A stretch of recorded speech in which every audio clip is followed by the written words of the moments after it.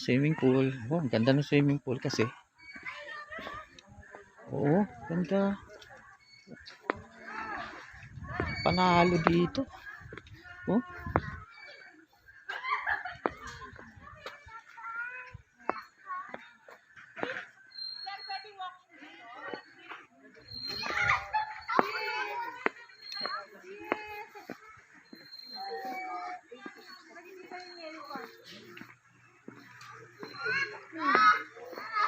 Yung ganito. Yung pool nila. Si overlooking.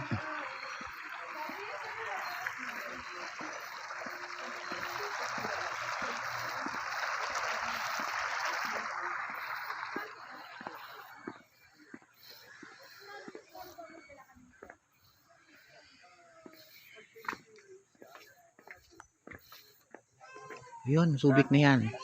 Yung bundok na yan. Tapos Olongapo. Tapos Bataan yan.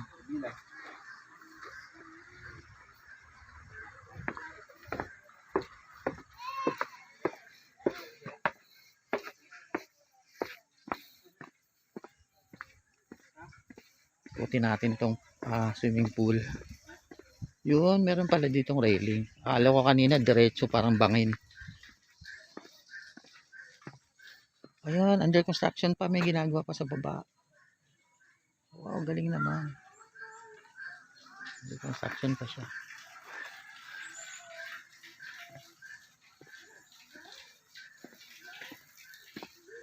Welcome to Villa Cassandra, mga kapads. Dito sa may Bisimont lang. Tatanungin natin yung may-ari kung magkano. Maganda, pero kailangan dito kasi dalabot dito, ano? Kasi medyo rough road, kailangan van. Medyo mahirapan ng kotse dito. Sa lumay kaya niya.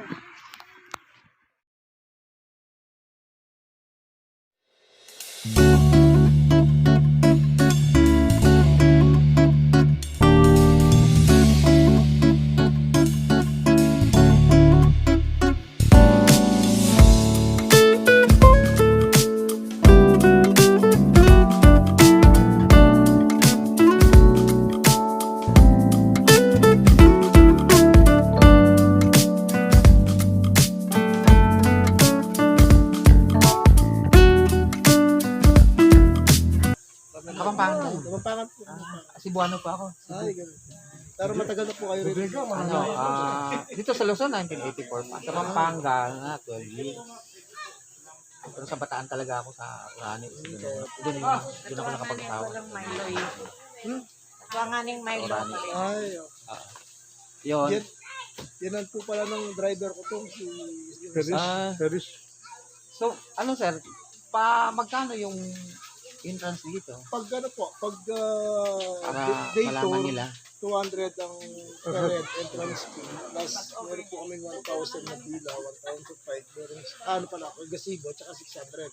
8 to 6 po yun. 8 a.m. to 6 p.m. So, lahat-lahat magkano po yun? 200 lang po per 200 lang. Tapos, pwede mag-overnight. pag overnight po kasi required po ng overnight villa. Okay. Like swimming, mataas lang po ng 50 pesos yung entrance fee. Bali, So, 200 lang talaga yung pinaka-entrance. 250 pesos. So, mga kapadyak dyan sa Manila, mga tropa ko dyan, dyan sa Bulacan, dyan sa Nueva Ecija, dyan sa Tarlac, at si ATM TV ng Clark. May bagong tuklas tayo dito ngayon, isang resort dito sa Villa Cassandra, dito sa may Bisimon. Taan nyo, napakaganda. Batchawan. Subic. Pero dito handa natin yan sa may Florida Blanca, kakanan sa may tulay. Medyo tabas kalamay kasi ito ng Subic eh. Kaya medyo ano siya. Yung karsada na yun sir, saan yun? Actually, ano yun sir eh, ano sila doon, nagmamining. Quarry. Quarry. Quarry. Yan ang dadaanan mo. Di kasi yung Malasimbo, naakit ko yun nung karang linggo. Tapos tinatanong ko nga, meron daw daan papunta dito. Ayan Pero kung galing dito, may daan din pababa dyan. Dadaanan mo yung mismong linis na yan. Okay. So dyan na ako Kaya dadaan. lang, dito lang, mahirapan ka. Medyo lubak-lubak na yun. Lubak-lubak Pero yun, alam ko, dinadaan lang. dumating na yata yung bako na ni-request ni... Pag hindi kaya, di akay. Oo, kain mo lang. Okay Kaya lang. lang, pababa. Bako next, sa buong ito. Few moments.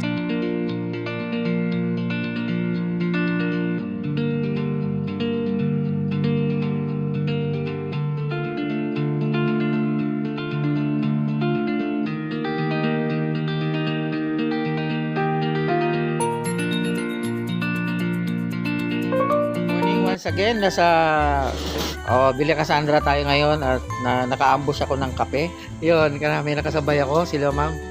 Ma'am, kasi nagdo-documentation ako ng mga malulupit. Malulupit na age line natin. Oo. Ma'am, pangalan? Baby Umali po. Ng Florida Blanca. ilang taon na po sila, if you don't mind? Magkabistuhan muna tayo. Wrong number? Proud. Pwede mo na ang babaan, babe. 54 years old. Ano din ang baba? Proud 54. Ilang taon na kayo nagbabike, ma'am? Since 2016 po. So, kasi kailangan lang medyo, Greater Florida Bikers po yung ano yung range natin ngayon? Range. Yung regular yung layo na tinatakbo na kayang-kaya ng baga, puso at kita. Katagutan. Nagwa 100 kilometers pa, ma'am, no? Okay, so yun yung range ni ma'am. Si sir naman, pangalan sir? Para Villanueva, ilang tanong po sila? Bistuhan muna tayo. bistuan sir. Atin-atin lang naman to. 60 now, 60 and 3 months. 6 and 3 months. 60 and 3 months. Ilang taon na kayo nagbabike? 7 years na po. Mula nung pandemic, no? Before pa ng pandemic. Before pa. 7 years. Okay, so ano yung mga range manager? Nagto 200 pa? Kilometers. Kaya, di ba? Oo, yun. Si sir. Si ma'am. Hello. Pangalan, ma'am? Yan ang malupit sir. Yan ang pinakamalupit. Ma'am Medelita. Yes sir. Ilang taon na sila, ma'am? Gold na sir. Gold na? Okay, gold na. Ano ba gold? Hindi na kami nga, hindi namin tinago eh. Pero, kita ko kasi sa mga ahon natin kanina, hindi kayang ahonin ng hindi malupit yun. Oo, ang dami nung ahon na yun. Kulang yung Oo. Lipat tayo dito. Si Kuya. Kuya, ilang taon na? 60? 64. Pangalan po? Bong Franco. Bong Franco. Malupit pa rin si Kuya. Oo. Veterans move sa mga ahon. Pero, oo. O diba? So, si Kuya. Hanggang na ako, hanggang mga 180 lang ako. Yan din ang malupit. Ilang taon na? 66. O, 66. Yan, Grandmaster. Grandmaster. Nagkasunod kami sa ahon kanina.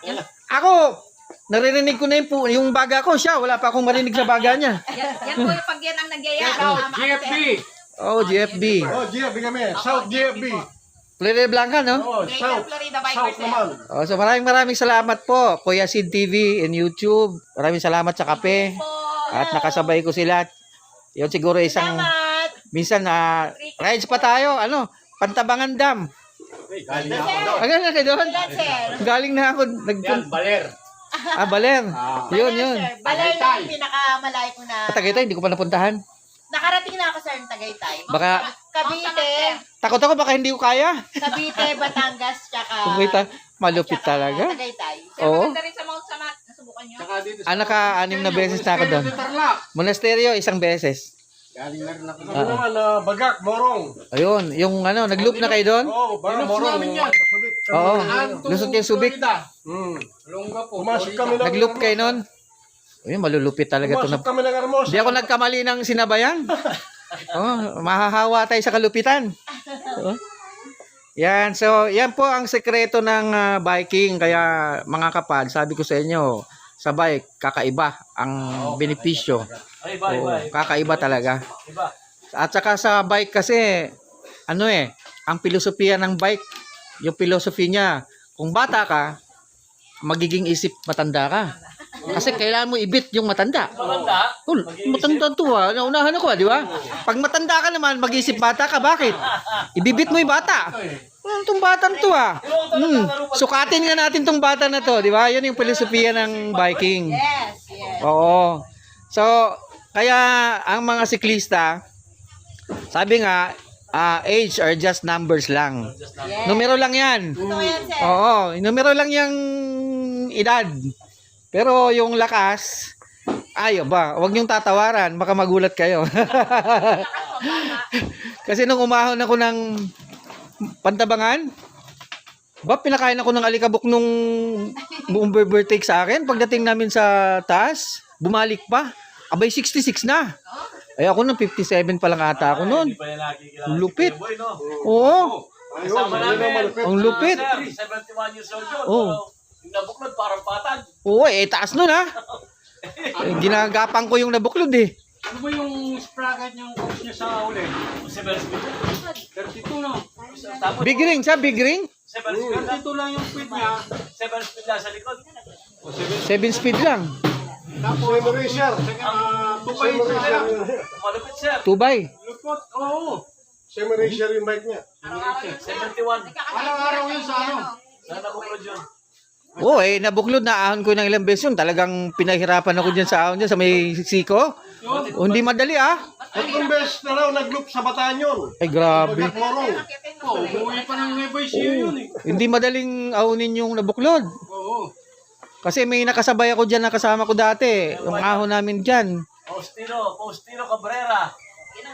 Yun. Shout out si Sir Faustino Cabrera. Cabrera. Minsan nga may dokumento natin yon. Para yung ating kasi, Pinalo na kita. para ma-inspire natin yung higit na mas marami. Kasi sabi nga, anin mo yung perang binibilang mo, nakaupo ka naman sa wheelchair. Tama. Hindi baling magbilang ka ng barya, pumapadyak ka naman. Pandemic, bawal lumabas yung senior. Hindi po lumalabas yan. At yan, medyo rough road. Labas natin dito sa may Mount Malasimbu.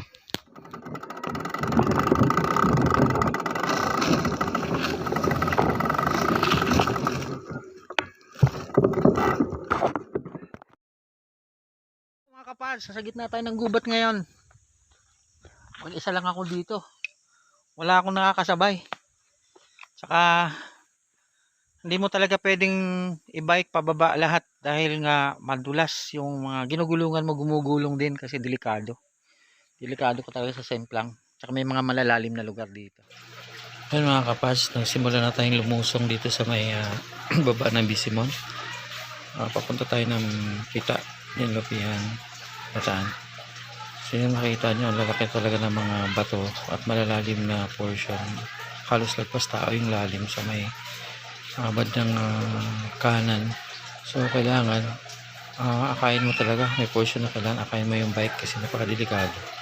Pero kahit solo ako dito, na-enjoy ko yung trail ride ko dito. First time ko talagang dumaan dito, talagang surprise talaga, challenging talaga. Tsaka napaka-panoramic ng lugar. At shout out pala dun sa mga nakasabay ko, mga taga Florida Blanca, sila Ma'am Baby Umali, Sir Louie, si Ma'am Meldy, Sir Frank, Sir Bong, at si Grandmaster. Maraming salamat sa kape. Shout out sa Florida Blanca Bikers. Mga kasabay ko pa kayo minsan. At napakalakas nila. Ako yung dalawang babae, si Ma'am Meldy at si Ma'am Baby. Napakalakas talaga. Hindi mo akalain na ganun yung mga edad nila. So, ride safe. So, ayun nga. Tuloy tayo. Diretso tayo. Ito, makikita ninyo medyo mapuno na dito, hindi na ganong mainit. Pero pagdating doon talaga sa pinakaibaba sa Barangay Pita proper hanggang Murani, Bataan, ay napakainit na kasi mga 10 o'clock na nung makababa ako. Talagang ramdam mo yung init na akala mo merong siga yung kalsada. Pero habang pinapawisan ka naman, hindi mo ganong maramdaman mo yung init pagka ikay huminto. So siguro nakadalawang hinto din ako dito dahil nga medyo mahintindi na yung init. So kailangan mo na mag-recover kasi matindi rin yung ahon na mula Florida Blanca hanggang Bisimont, Batchawan, Subic, Zambales. Marami ding matatarik talaga.